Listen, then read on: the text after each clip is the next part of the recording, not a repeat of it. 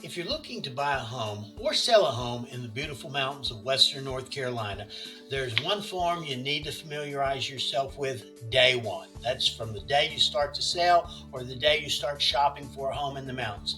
And that is the North Carolina offer to purchase and contract. It is 16 pages of a lot of legalese, a lot of information packed in this. But the good news is on most of our deals, most of our contracts, it boils down to 5 negotiable points. 5 points that from day one, you need to make a determination as to what you will accept, whether you're looking to buy or whether you're looking to accept. And of course, the first and most obvious one is price. How much as a seller are you willing to accept to let go of this home? How much as a buyer can you afford to pay to own a home up in the mountains? So the first one, of course, is obvious. The next four aren't as necessarily obvious. Of course, price is on the first page. The next point that you can negotiate is earnest money. And that's on the first page of the North Carolina contract. And earnest money is how much as the buyer are you willing to risk to put down so that the seller takes the home off the market and to show them that you're earnest in buying this home. It has to be big enough to get the seller's attention, but not so much that you're not willing to lose it if you make a mistake. That's the earnest money. And the third point of negotiation, which is found on the second page of the North Carolina contract, is the due diligence period. That's the period within which you as a buyer have the right to come in and inspect the home and determine whether or not it's what you want and what are the issues.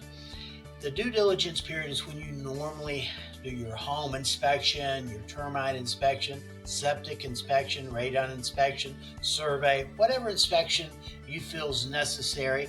And you can check out one of our prior videos on inspections. But that's the period in which you have the right to inspect the home.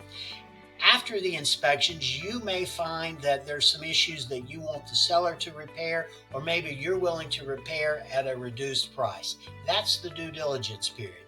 Now, what you need to think about, going back to the last key point, earnest money, is if you allow the due diligence period to expire without having arrived at some type of deal, you're going to lose your earnest money. So make sure that if you decide, I want out of this contract, you terminate prior to the due diligence period expiring, because once it expires, you're most likely going to lose that earnest money. And that brings us to our fourth point, which is also on the second page of the North Carolina contract, and that is the due diligence fee.